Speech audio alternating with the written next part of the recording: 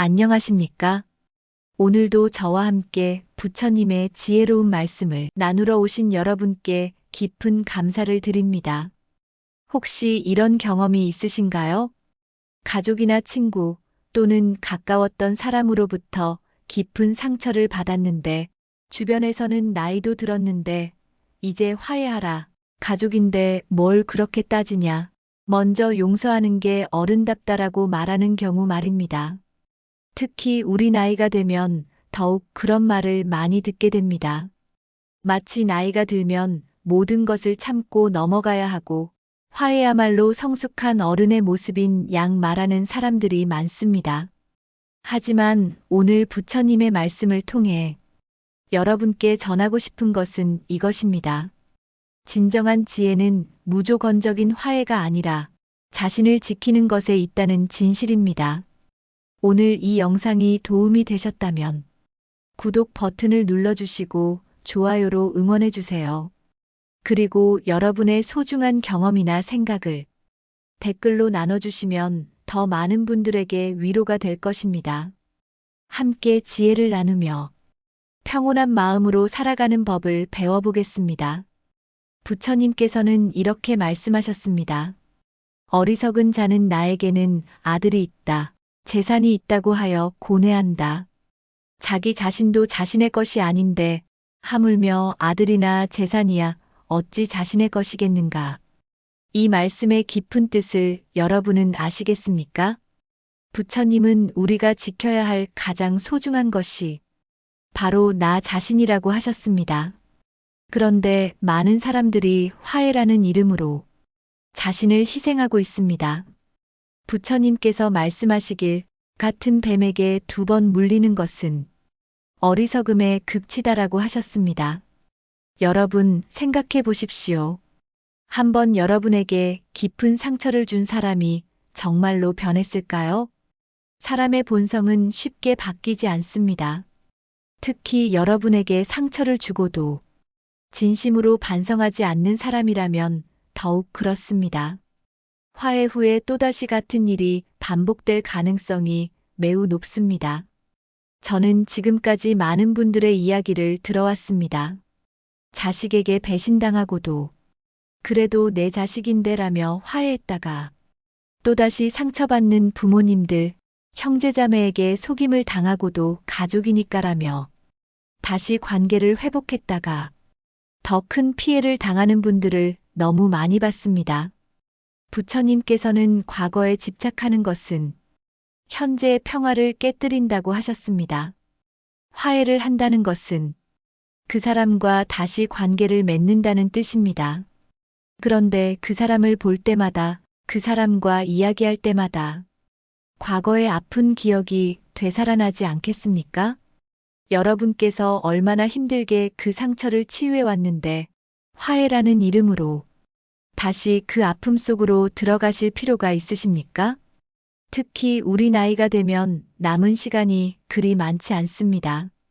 그 소중한 시간을 과거의 고통을 되새기며 보내기보다는 평온하고 행복한 일들로 채우는 것이 훨씬 지혜로운 일이 아니겠습니까? 이것이 가장 위험한 부분입니다. 화해를 한다는 것은 상대방에게 내가 당신을 용서했다는 메시지를 전달하는 것입니다.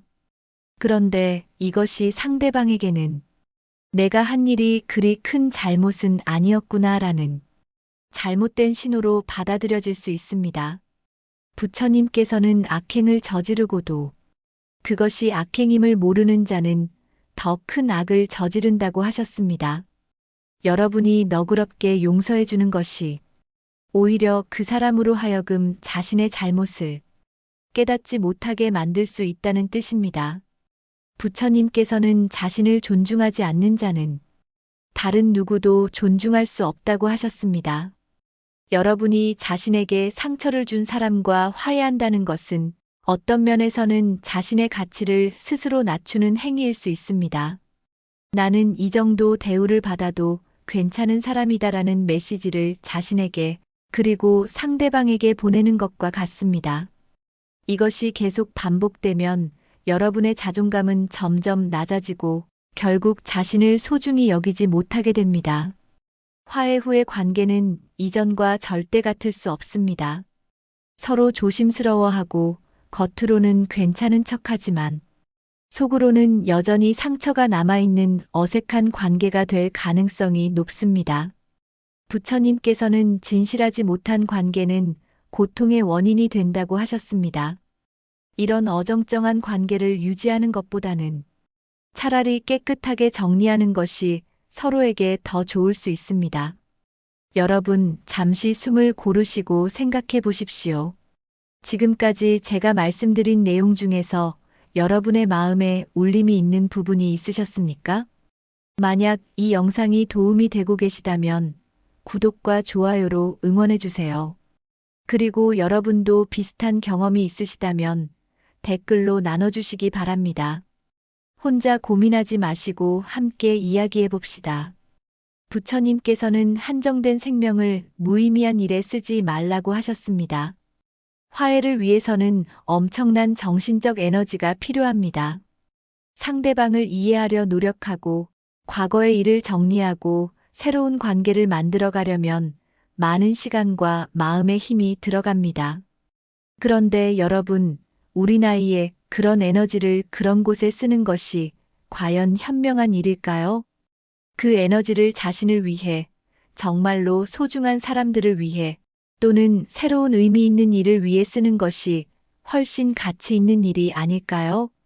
우리가 과거에 상처를 준 사람들과의 관계에 매달려 있으면 새로운 좋은 사람들을 만날 기회를 놓치게 됩니다. 마음의 공간은 한정되어 있습니다. 과거의 아픈 관계로 그 공간이 차 있으면 새로운 기쁨과 행복이 들어올 자리가 없습니다. 부처님께서는 새 술은 새 부대에 담아야 한다고 하셨습니다. 새로운 행복과 평화를 위해서는 과거의 묵은 관계를 정리하는 것이 필요합니다. 가장 중요한 것은 여러분의 마음의 평화입니다.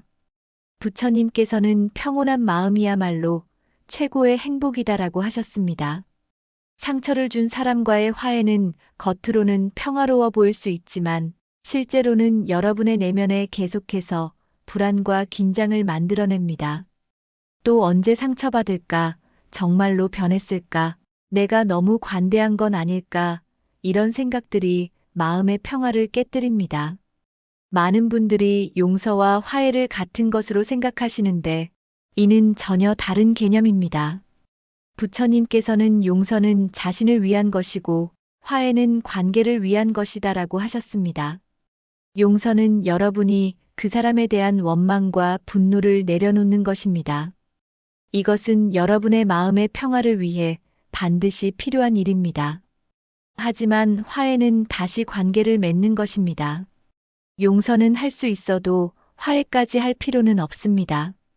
부처님께서는 자신의 존재 자체가 소중하고 거룩하다고 하셨습니다. 여러분은 그 누구에게도 함부로 대접받아서는 안 되는 귀한 존재입니다. 나이가 들었다고 해서, 가족이라고 해서, 오랜 인연이라고 해서 여러분의 존재 가치가 낮아지는 것은 아닙니다.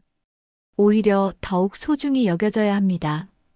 여러분께서 지금까지 살아오시면서 얼마나 많은 어려움을 극복하고 얼마나 많은 사람들을 위해 희생하며 살아오셨습니까?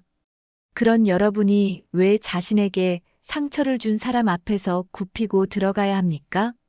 부처님께서 말씀하시길 모든 사람에게 좋은 사람이 되려고 하는 자는 결국 아무에게도 좋은 사람이 되지 못한다고 하셨습니다.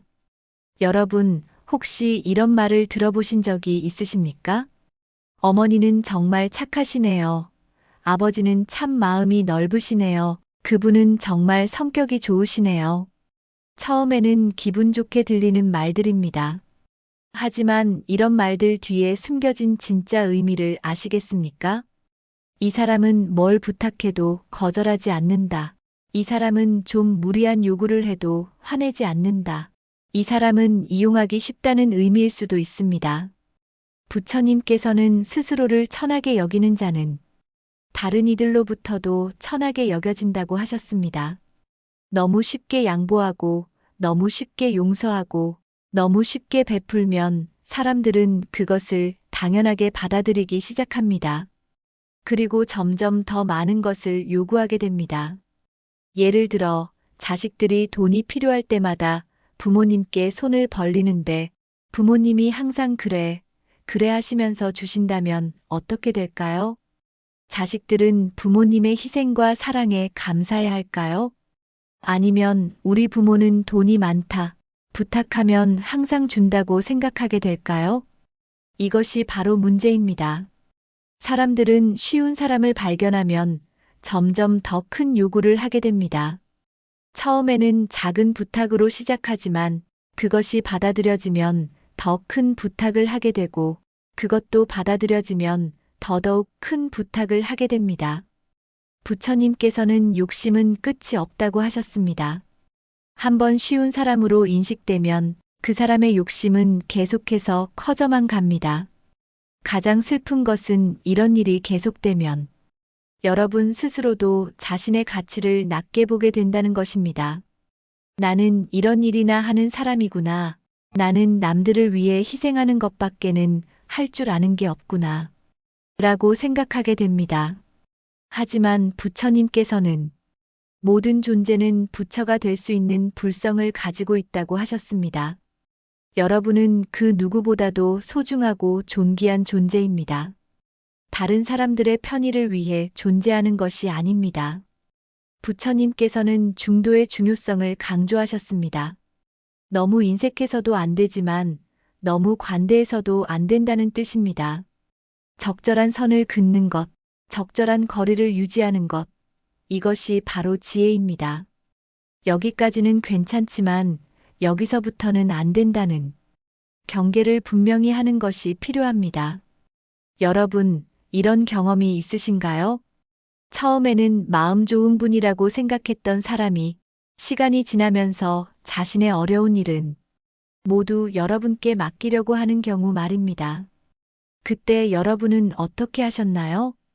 만약 이 이야기가 공감이 되신다면 구독과 좋아요 부탁드리고 여러분의 경험담을 댓글로 들려주세요. 서로의 지혜를 나누며 함께 성장해 나갑시다. 부처님께서는 지혜로운 자는 적절한 거리를 안다고 하셨습니다. 오늘은 인간관계에서 반드시 지켜야 할 7가지 경계에 대해 말씀드리겠습니다. 첫 번째 경계. 말과 비밀을 함부로 주지 말라. 부처님께서 말씀하시길 입은 화의 문이요, 혀는 몸을 베는 칼이다라고 하셨습니다. 우리는 가까운 사람에게는 모든 것을 털어놓고 싶어 합니다. 특히 나이가 들수록 외로움 때문에 누군가와 깊은 이야기를 나누고 싶어 하죠. 하지만 여기에 큰 함정이 있습니다. 여러분이 털어놓은 이야기, 여러분의 비밀, 여러분의 약점들이 나중에 여러분을 공격하는 무기로 사용될 수 있습니다. 특히 관계가 나빠졌을 때 그 사람들은 여러분이 털어놓았던 이야기들을 다른 사람들에게 퍼뜨리거나 여러분을 비난하는 근거로 사용할 수 있습니다.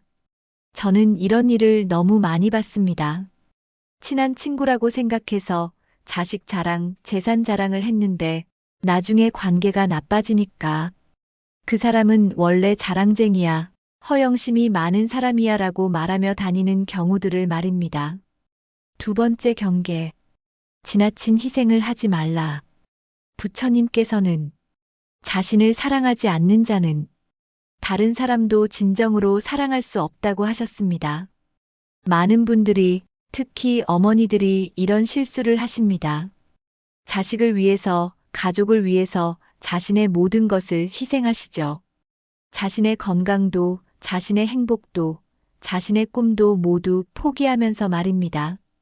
그런데 그 결과가 어떻습니까? 자식들이 정말로 감사해하고 효도합니까? 대부분의 경우 그렇지 않습니다. 오히려 우리 엄마는 원래 그런 사람이야. 우리 아버지는 우리를 위해 사는 게 행복한 분이야 라고 생각하며 당연하게 여깁니다. 그리고 부모님이 나중에 뭔가를 요구하거나 관심을 받고 싶어 하면 왜 갑자기 그러세요? 예전에는 그런 분이 아니셨는데 라고 말합니다. 세 번째 경계. 기대와 의존을 줄여라. 부처님께서는 모든 고통의 원인은 집착에서 나온다고 하셨습니다. 인간관계에서 가장 큰 집착 중 하나가 바로 기대입니다.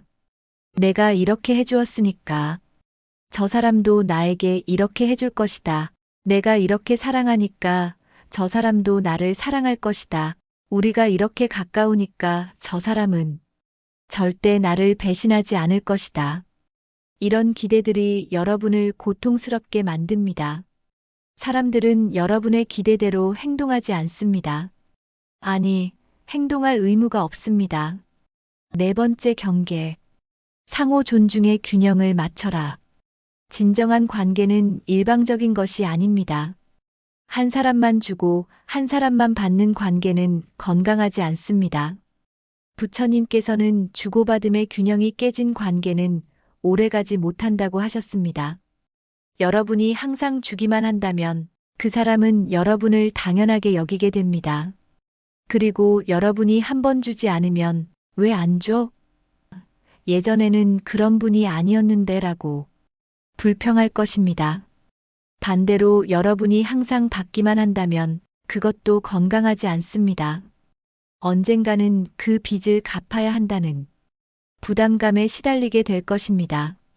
다섯 번째 경계. 사생활의 경계를 지켜라. 아무리 가까운 사이라도 서로의 사생활은 존중해야 합니다. 부처님께서는 남의 허물은 보기 쉽고 자신의 허물은 보기 어렵다고 하셨습니다. 가족이라고 해서, 오랜 친구라고 해서 모든 것을 간섭하고 참견할 권리가 있는 것은 아닙니다. 특히 성인이 된 자식들의 일, 며느리나 사위의 일에 지나치게 개입하는 것은 좋지 않습니다. 나는 걱정돼서 그런다. 나는 좋은 뜻에서 하는 말이다라고 하지만 상대방은 간섭으로 받아들일 수 있습니다. 여섯 번째 경계. 금전적 경계를 명확히 하라. 부처님께서는 돈은 물과 같아서 적당하면 생명을 살리지만 넘치면 생명을 해친다고 하셨습니다. 인간관계에서 가장 조심해야 할 것 중 하나가 바로 돈 문제입니다. 아무리 가까운 사이라도 돈 문제는 명확하게 해야 합니다. 가족인데 뭘 그렇게 따져? 친구 사이에 그게 뭐가 중요해라고 말하지만 실제로는 돈 때문에 관계가 망가지는 경우가 정말 많습니다. 빌려주면 언제까지 갚을 것인지, 갚을 수 있는지 없는지를 먼저 확인해야 합니다. 그리고 갚지 못할 가능성도 고려해야 합니다. 일곱 번째 경계. 시간의 경계를 지켜라. 부처님께서는 시간은 가장 공평하고 가장 소중한 선물이다라고 하셨습니다. 여러분의 시간도 소중합니다. 아무리 가까운 사람이라도 여러분의 시간을 함부로 사용할 권리는 없습니다. 갑자기 찾아와서 몇 시간씩 앉아있는 사람, 밤늦은 시간에 전화해서 하고 싶은 말만 하고 끊는 사람, 바쁘다고 해도 계속 붙들고 늘어지는 사람들이 있습니다. 이런 사람들에게는 분명히 말해야 합니다. 미안하지만 지금은 시간이 안 된다. 다음에 약속을 잡고 만나자라고 말할 수 있어야 합니다. 여러분, 지금까지의 이야기 중에서 나는 이 경계를 제대로 지키지 못했구나 하는 부분이 있으셨나요? 댓글로 여러분의 생각을 나눠주시고 이 영상이 도움이 되셨다면 좋아요와 구독 부탁드립니다. 부처님께서는 지혜로운 자는 떠날 때를 안다고 하셨습니다. 오늘은 노후의 평온을 지키기 위한 인간관계 정리법에 대해 말씀드리겠습니다. 여러분, 나이가 들면서 가장 크게 깨닫는 것 중 하나가 무엇입니까? 바로 시간의 소중함입니다. 젊었을 때는 시간이 무한정 있는 것처럼 느껴졌지만 이제는 하루하루가 얼마나 귀한지 절실히 느끼고 계실 것입니다. 부처님께서는 생명은 호흡 사이에 있다고 하셨습니다. 우리에게 주어진 시간은 한정되어 있습니다. 그런데 그 소중한 시간을 스트레스 주는 사람들, 에너지를 빼앗는 사람들과의 관계 유지에 쓰고 있다면 이것이 과연 지혜로운 일일까요? 많은 분들이 그래도 오랜 인연인데, 그래도 가족인데, 그래도 친구인데라며 괴로운 관계를 계속 유지하려고 합니다. 하지만 부처님께서는 집착을 버려야 자유로워진다고 하셨습니다. 건강한 관계란 서로에게 의존하지 않으면서도 따뜻한 마음을 주고받는 관계입니다. 부처님께서는 연꽃이 진흙에서 피어나지만 진흙에 물들지 않는 것처럼 세상 속에 살되 세상에 물들지 말라고 하셨습니다. 많은 분들이 가족이나 친구와의 관계에서 지나치게 밀착되어 있습니다. 서로의 일에 지나치게 간섭하고 서로에게 지나치게 의존하고 있습니다. 이런 관계는 겉으로는 가깝게 보이지만 실제로는 서로를 질식시키는 관계입니다. 진정한 사랑은 상대방의 독립성을 인정하는 것입니다. 자식이라고 해서 평생 부모의 통제 하에 있어야 하는 것은 아닙니다. 부모라고 해서 자식의 모든 결정에 관여해야 하는 것도 아닙니다. 부처님께서는 모든 만남에는 헤어짐이 있다고 하셨습니다. 인생을 살면서 우리는 수많은 사람들을 만나고 헤어집니다. 모든 사람을 평생 붙잡고 있을 수도 없고 그럴 필요도 없습니다. 중요한 것은 누가 떠날 사람이고 누가 남을 사람인지를 구분하는 지혜입니다. 떠날 사람들의 특징을 말씀드려 보겠습니다.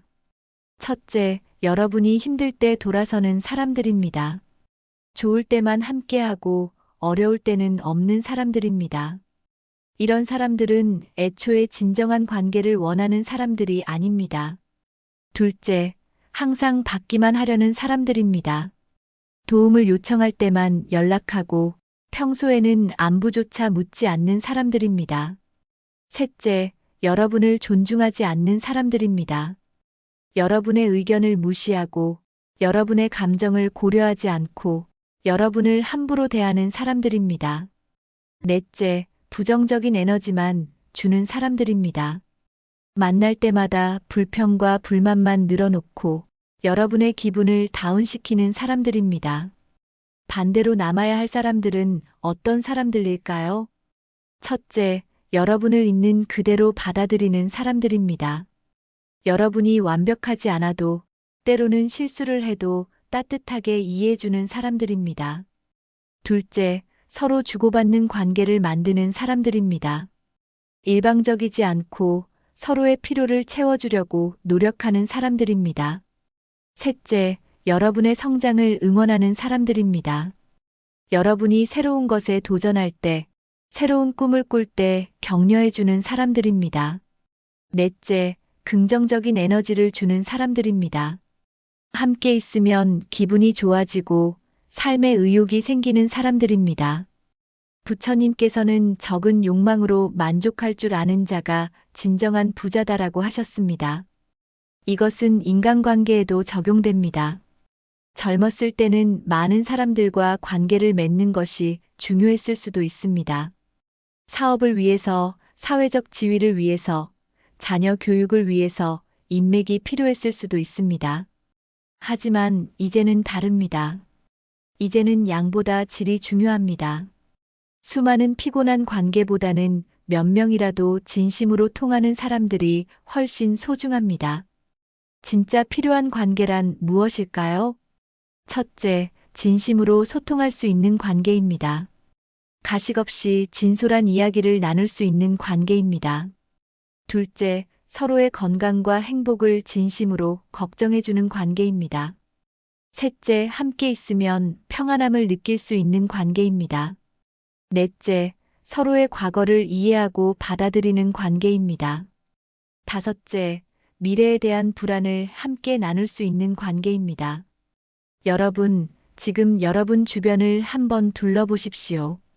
정말로 이런 관계를 맺고 있는 사람이 몇 명이나 있습니까? 5명?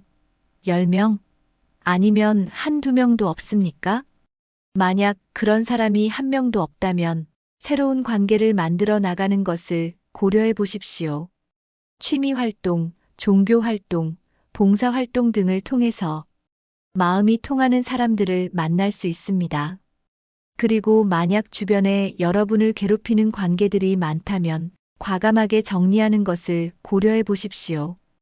여러분의 남은 인생이 평온하고 행복하기를 바라신다면 댓글로 여러분의 생각을 나누어 주시고 이 영상이 도움이 되셨다면 구독과 좋아요로 응원해 주십시오. 부처님께서 말씀하시길 분노를 품고 있는 것은 다른 사람에게 던지려고 뜨거운 숯을 손에 쥐고 있는 것과 같다. 결국 타는 것은 자신의 손이다라고 하셨습니다. 여러분, 지금까지 우리는 화해하지 말아야 할 이유들에 대해 이야기했습니다. 하지만 화해를 하지 않는다고 해서 그 사람에 대한 분노와 원망을 계속 품고 살아야 한다는 뜻은 아닙니다. 오히려 그 반대입니다. 부처님께서는 화를 내는 것은 자신의 마음에 불을 지르는 것과 같다고 하셨습니다. 여러분이 누군가에게 화를 내고 분노하고 원망할 때 그 감정으로 인해 가장 고통받는 사람은 누구입니까? 바로 여러분 자신입니다. 상대방은 여러분이 화내는 것을 모를 수도 있고 알아도 별로 상관없어 할 수도 있습니다. 하지만 여러분은 그 분노로 인해 밤잠을 이루지 못하고 식사를 제대로 하지 못하고 다른 일에 집중할 수 없게 됩니다. 제가 아는 한 어르신의 이야기를 들려드리겠습니다. 그분은 아들에게 큰 실망을 당한 후 3년 동안 분노와 원망 속에서 지내셨습니다. 아들 생각만 하면 속이 끓어오르고 밤에 잠을 못 자고 혈압까지 올라갔습니다. 그런데 어느 날 깨달았습니다. 내가 이렇게 괴로워하는데 그 아들은 잘 먹고 잘 살고 있지 않은가? 내가 왜 나 자신을 이렇게 괴롭히고 있는가? 그때부터 마음을 바꿨습니다. 아들과 화해를 한 것은 아닙니다. 하지만 아들에 대한 분노를 내려놓았습니다. 그러자 건강도 좋아지고 마음의 평화도 찾았습니다. 부처님께서 가르쳐 주신 분노를 다스리는 방법들을 소개해 드리겠습니다. 부처님께서는 호흡을 고르면 마음도 고요해진다고 하셨습니다. 분노가 올라올 때 가장 먼저 할 일은 깊게 숨을 쉬는 것입니다. 편안한 자세로 앉으셔서 천천히 코로 숨을 들이마시고 잠시 멈췄다가 천천히 입으로 숨을 내쉬십시오. 이때 들이마실 때는 평화를 생각하고 내쉴 때는 분노를 내보낸다고 생각하십시오. 이렇게 10번만 반복해도 마음이 많이 차분해집니다. 부처님께서는 자비로운 마음에는 분노가 머물 수 없다고 하셨습니다. 여러분을 화나게 한 그 사람도 원래는 순수한 마음을 가지고 태어났을 것입니다. 그 사람도 나름의 고통과 아픔이 있었을 것이고, 그래서 그런 행동을 했을 수도 있습니다. 이것이 그 사람의 행동을 정당화하는 것은 아닙니다. 다만 여러분의 마음을 편안하게 하기 위한 방법입니다. 그 사람도 행복하기를, 그 사람도 고통 없기를, 그 사람도 평화롭기를이라고 마음속으로 말해 보십시오. 처음에는 힘들 수도 있지만 계속 연습하면 마음이 편해집니다. 부처님께서는 모든 것은 변한다. 고정된 것은 아무것도 없다고 하셨습니다.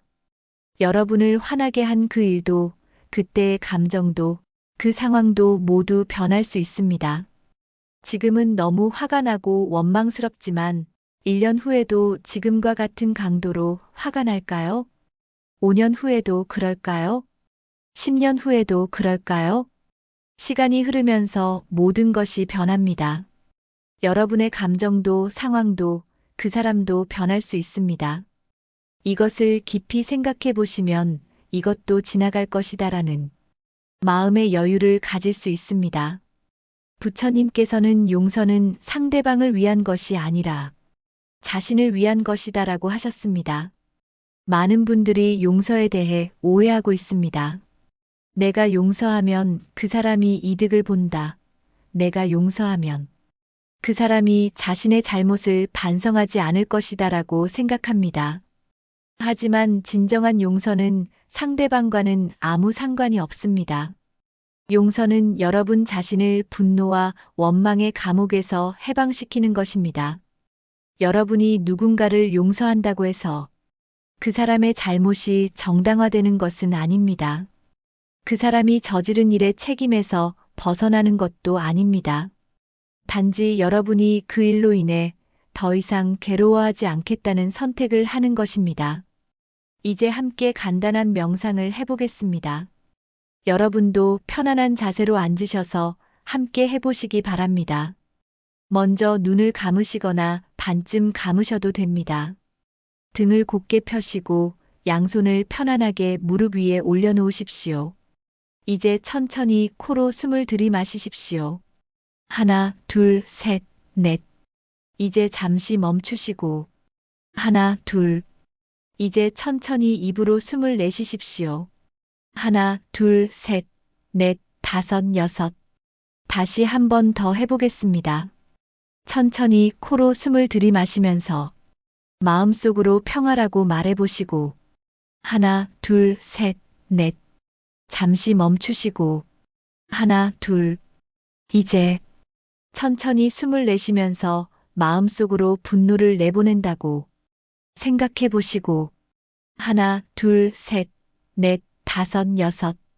이런 식으로 10번 정도 반복해서 연습해 보십시오. 매일 아침 저녁으로 10분씩만 해도 마음이 많이 평안해집니다. 부처님께서 분노에 대해 하신 말씀들을 몇 가지 더 소개해 드리겠습니다. 화를 내지 않음으로써 화를 이기고 선함으로써 악함을 이기며 베풀므로써 인색함을 이기고 진실함으로써 거짓을 이긴다.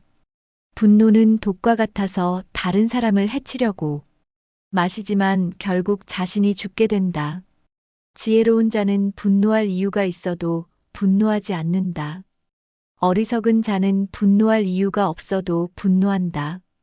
분노하는 마음은 숲과 같아서 남을 던지려고 잡고 있으면 먼저 자신의 손을 태운다.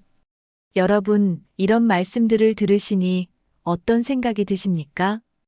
혹시 지금도 누군가에게 품고 있는 분노나 원망이 있으시다면 그것을 내려놓을 때가 되지 않았을까요? 분노를 내려놓는다고 해서 그 사람과 다시 관계를 맺어야 한다는 뜻은 아닙니다. 여전히 거리를 두고 살 수 있습니다. 하지만 더 이상 그 사람 때문에 여러분 자신을 괴롭히지는 않겠다는 선택을 하는 것입니다.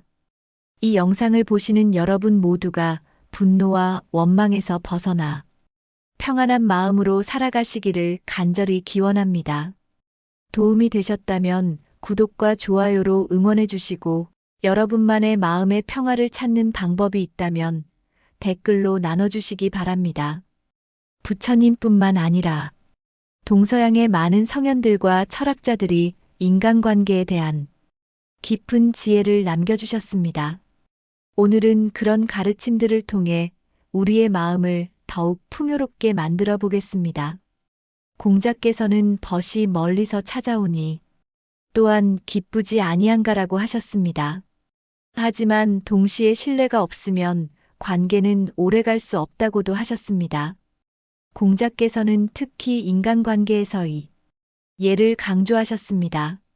여기서 예란 단순한 예의범절이 아니라 서로를 존중하고 배려하는 마음가짐을 말합니다. 기대지 않고도 서로 믿을 수 있는 관계, 강요하지 않아도 서로 도울 수 있는 관계를 진정한 관계라고 하셨습니다. 공자께서는 또한 군자지교다며수, 즉 군자의 사귐은 물처럼 맑다고 하셨습니다. 진정한 관계는 물처럼 맑고 깨끗해야 한다는 뜻입니다. 여기에 어떤 계산이나 이해관계가 섞여서는 안 됩니다. 여러분, 지금 여러분의 인간관계들을 돌아보십시오. 정말로 물처럼 맑은 관계가 몇 개나 있으십니까?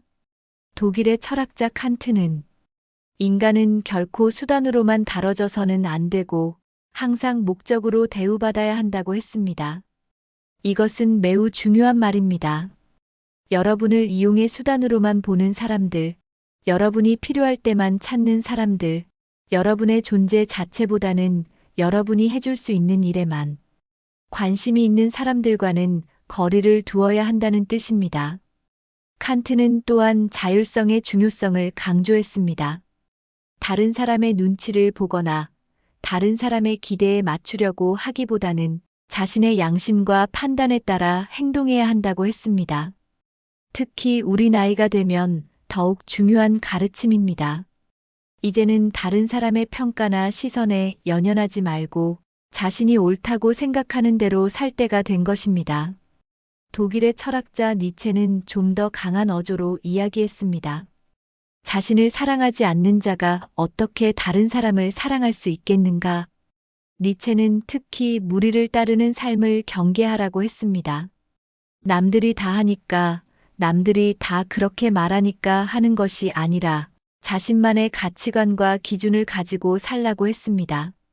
화해해야 한다, 용서해야 한다, 가족이니까 참아야 한다는 식의 사회적 압력에 굴복하지 말고 정말로 자신에게 좋은 것이 무엇인지를 스스로 판단하라는 것입니다.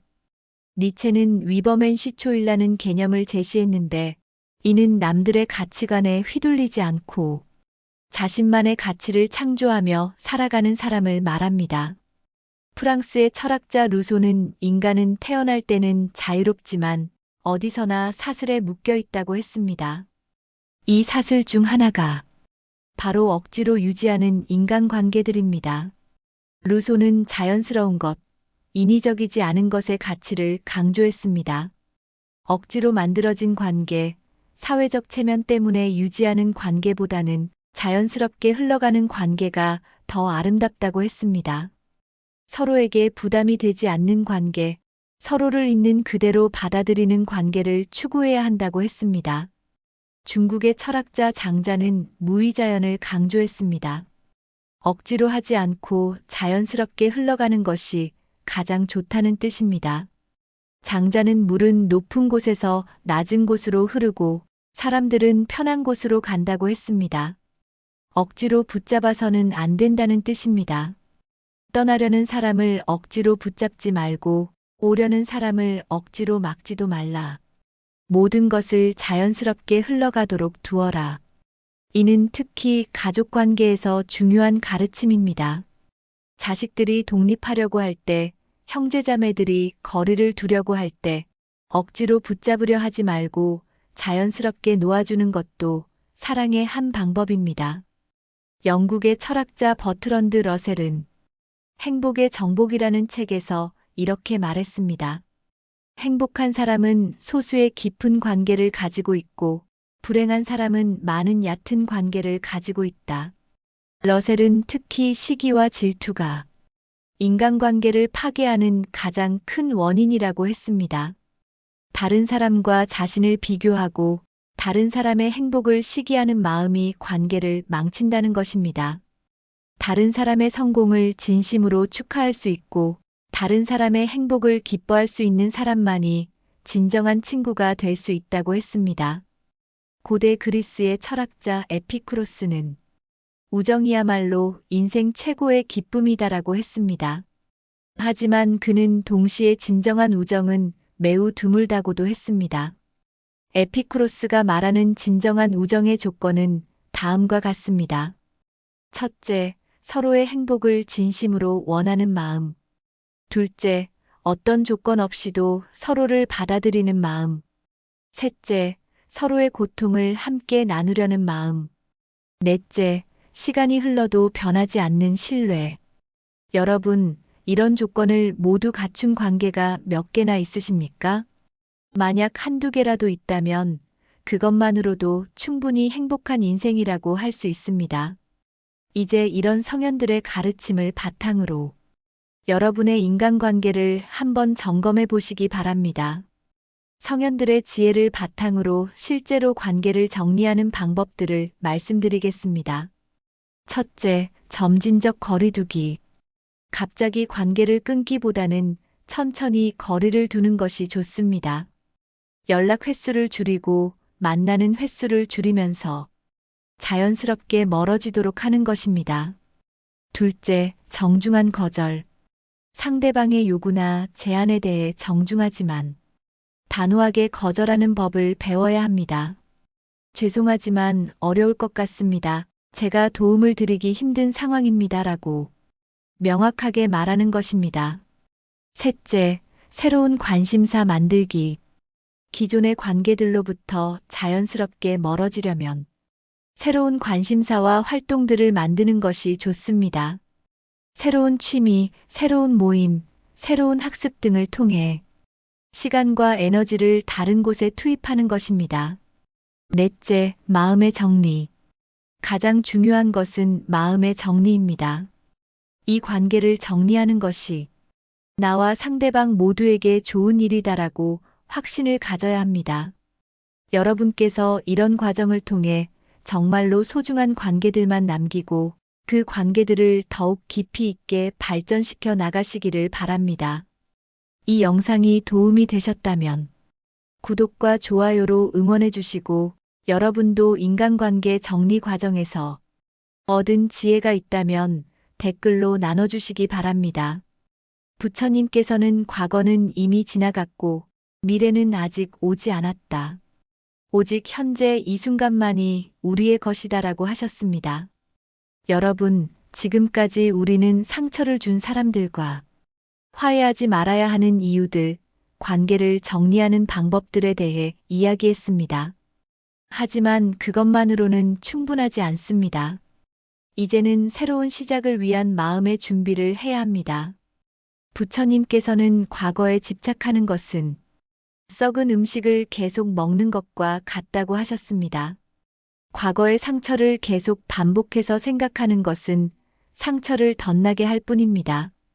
상처받은 기억을 계속 되새기면서 왜 나에게 그랬을까? 내가 뭘 잘못했길래 그때 내가 다르게 했으면이라고 생각하는 것은 도움이 되지 않습니다. 대신 이렇게 생각해 보시기 바랍니다. 그 일을 통해 내가 배운 것이 무엇인가?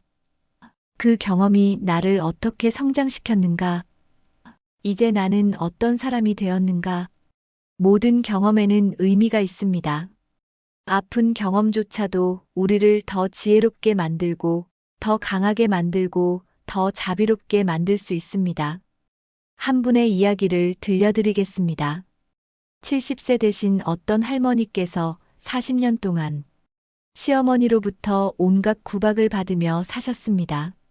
시어머니가 돌아가신 후에도 오랫동안 원망과 분노를 품고 계셨죠. 그런데 어느 날 이렇게 생각하게 되셨답니다. 그 힘든 시간들이 나를 강하게 만들었구나. 만약 그런 일이 없었다면 나는 지금처럼 어떤 어려움도 견딜 수 있는 사람이 되지 못했을 것이다. 그때부터 마음이 편해지셨고 지금은 오히려 돌아가신 시어머니께 감사한 마음까지 가지게 되셨다고 합니다. 부처님께서는 자신을 등불로 삼고 자신을 의지처로 삼아라라고 하셨습니다. 나이가 들수록 다른 사람들로부터 존중받기 어려워집니다. 사회에서는 젊은 사람들을 더 중시하고 가족들은 바빠서 관심을 덜 주게 됩니다. 그럴 때일수록 스스로를 존중하는 것이 중요합니다. 스스로를 존중한다는 것은 무엇을 의미할까요? 첫째, 자신의 감정을 소중히 여기기. 내가 화나는 것도 이유가 있다. 내가 슬픈 것도 당연하다. 내 감정도 중요하다라고 인정하는 것입니다. 둘째, 자신의 시간을 소중히 여기기. 다른 사람들이 여러분의 시간을 함부로 사용하도록 두지 마십시오. 여러분의 시간도 소중합니다. 셋째, 자신의 의견을 소중히 여기기. 나이가 들었다고 해서 여러분의 의견이 덜 중요한 것은 아닙니다. 여러분만의 관점과 경험이 있습니다. 넷째, 자신의 건강을 소중히 여기기. 다른 사람을 위해 자신의 건강을 해치는 일은 하지 마십시오. 건강한 여러분이어야 다른 사람들에게도 도움이 될 수 있습니다. 다섯째, 자신의 행복을 소중히 여기기. 여러분도 행복할 권리가 있습니다. 다른 사람의 행복을 위해 자신의 행복을 포기할 필요는 없습니다. 부처님께서는 혼자 있을 줄 아는 자만이 진정으로 다른 사람과 함께할 수 있다고 하셨습니다. 많은 분들이 혼자 있는 것을 두려워합니다. 특히 나이가 들수록 외로움 때문에 좋지 않은 관계라도 붙잡고 있으려고 합니다. 하지만 혼자 있는 시간에도 큰 가치가 있습니다. 바쁜 일상에서는 자신의 마음을 들여다볼 시간이 없습니다. 혼자 있는 시간에 자신의 마음과 대화해 보십시오. 나는 지금 무엇을 원하고 있을까? 나는 어떤 사람이 되고 싶을까? 젊었을 때 하고 싶었지만 시간이 없어서 못했던 일들을 해보십시오. 독서, 그림 그리기, 음악 감상, 원예 등 무엇이든 좋습니다. 마음의 평화를 위해 명상이나 기도하는 시간을 가져보십시오. 종교가 있으신 분은 기도를, 그렇지 않으신 분은 명상을 해보시기 바랍니다. 날씨가 좋을 때 산책을 하거나 공원에서 시간을 보내거나 꽃과 나무를 보며 자연의 아름다움을 느껴보십시오. 나이가 들어도 배울 수 있는 것은 많습니다. 새로운 언어, 새로운 기술, 새로운 지식을 배우는 기쁨을 느껴보십시오. 부처님께서는 인연이란 억지로 만들어지는 것이 아니라 자연스럽게 이어지는 것이다라고 하셨습니다. 많은 분들이 좋은 사람을 만나기를 기다리기만 합니다. 언젠가는 나를 이해해주는 사람이 나타날 것이다. 언젠가는 진정한 친구를 만날 것이다 라고 생각하며 수동적으로 기다립니다. 하지만 진정한 관계는 기다림이 아닌 선택입니다. 여러분이 어떤 사람이 되느냐에 따라, 여러분이 어떤 에너지를 발산하느냐에 따라 만나게 되는 사람들이 달라집니다. 좋은 관계를 만들기 위한 마음가짐. 첫째, 먼저 베푸는 마음. 좋은 것을 받고 싶다면 먼저 좋은 것을 주어야 합니다. 따뜻한 관심을 받고 싶다면 먼저 따뜻한 관심을 보여주어야 합니다. 둘째, 진심을 다하는 마음. 가식적이고 계산적인 마음으로는 진정한 관계를 만들 수 없습니다. 진심으로 상대방을 대하는 마음이 필요합니다. 셋째, 인내하는 마음. 좋은 관계는 하루아침에 만들어지지 않습니다. 시간과 인내가 필요합니다. 넷째, 이해하는 마음. 상대방의 입장에서 생각해 보려는 마음, 상대방의 어려움을 이해하려는 마음이 필요합니다. 다섯째, 용서하는 마음. 완벽한 사람은 없습니다. 서로의 부족함을 용서하고 받아들이는 마음이 필요합니다. 구체적으로 새로운 좋은 인연을 만드는 방법들을 소개해 드리겠습니다. 첫째, 취미 모임 참가. 같은 관심사를 가진 사람들과 만날 수 있는 가장 좋은 방법입니다. 등산 모임, 독서 모임, 노래 모임 등 어떤 것이든 좋습니다. 둘째, 봉사활동. 다른 사람을 돕는 활동을 통해 따뜻한 마음을 가진 사람들을 만날 수 있습니다. 둘째, 학습 모임. 평생교육원, 문화센터 등에서 진행하는 강좌들에 참여해 보십시오. 넷째, 종교 활동. 종교가 있으신 분들은 교회, 절, 성당 등의 활동에 적극 참여해 보십시오. 다섯째, 이웃과의 교류. 가장 가까운 곳에서부터 시작하는 것도 좋습니다. 같은 아파트, 같은 동네 이웃들과의 교류를 늘려보십시오. 여러분, 새로운 시작이라는 것이 두렵게 느껴질 수도 있습니다. 하지만 부처님께서 말씀하시길 천리길도 한 걸음부터라고 하셨습니다. 오늘 이 영상을 듣고 계신 것도 새로운 시작의 첫걸음입니다. 여러분의 용기 있는 선택을 응원하며 이 영상이 도움이 되셨다면 구독과 좋아요, 그리고 여러분의 새로운 시작에 대한 다짐을 댓글로 나눠주시기 바랍니다. 부처님께서는 모든 것은 마음에서 시작된다. 마음이 평온하면 모든 것이 평온하고 마음이 어지러우면 모든 것이 어지럽다고 하셨습니다. 긴 시간 동안 함께 해주신 여러분께 진심으로 감사드립니다. 이제 오늘 우리가 함께 나눈 이야기들을 정리해 보겠습니다. 첫째, 화해는 의무가 아니라 선택입니다. 나이가 들었다고 해서, 가족이라고 해서, 오랜 인연이라고 해서 반드시 화해해야 하는 것은 아닙니다. 여러분의 평안과 행복이 가장 중요합니다. 둘째, 용서와 화해는 다른 것입니다.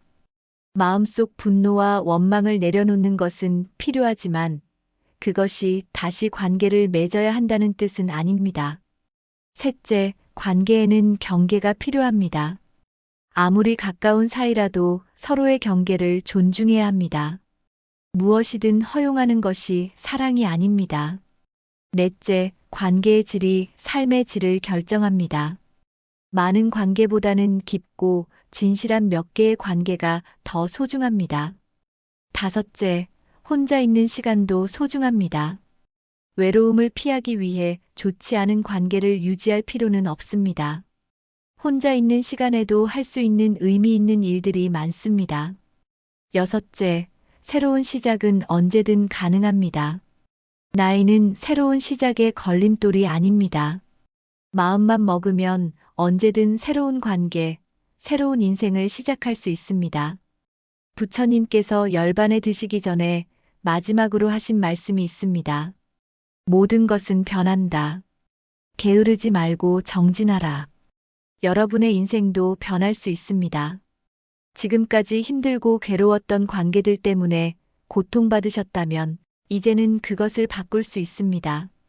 하지만 변화는 저절로 일어나지 않습니다. 여러분의 의지와 노력이 필요합니다. 용기를 내어 첫걸음을 내디뎌야 합니다. 오늘 이 영상을 듣고 나서 실제로 실천할 수 있는 것들을 제안해 드리겠습니다. 첫째, 관계 점검하기. 지금 여러분의 인간관계를 한번 정리해 보십시오. 정말로 필요한 관계와 그렇지 않은 관계를 구분해 보십시오. 둘째, 경계 설정하기.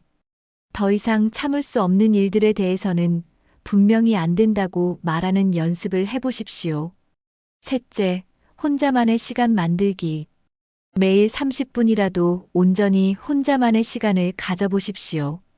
명상을, 산책을, 독서를 또는 그냥 조용히 앉아서 차를 마시는 시간을 가져보십시오. 넷째, 새로운 활동 시작하기.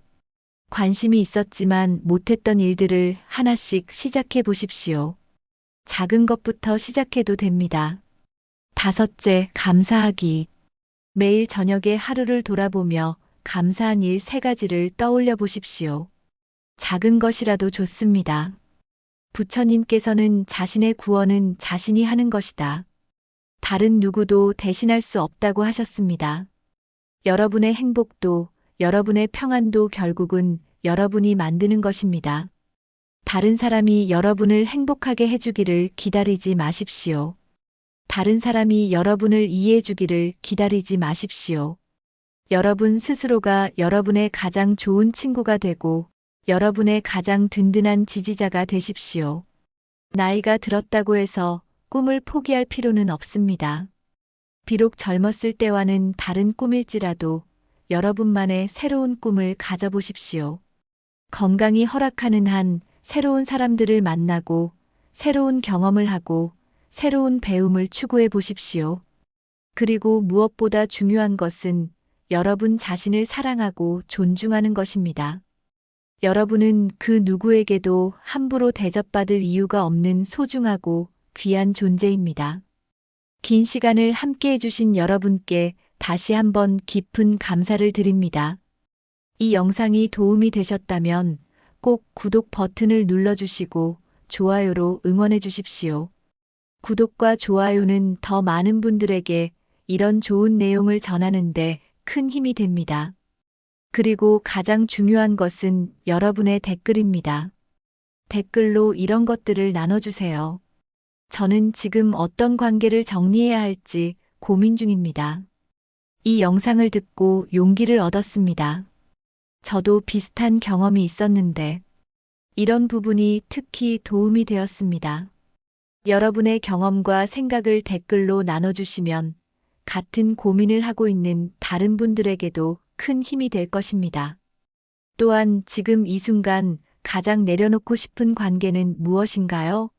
라는 질문에 대한 여러분만의 답도 들려주시기 바랍니다. 부처님께서는 모든 존재가 행복하기를, 모든 존재가 평안하기를, 모든 존재가 고통에서 벗어나기를이라고 기원하셨습니다.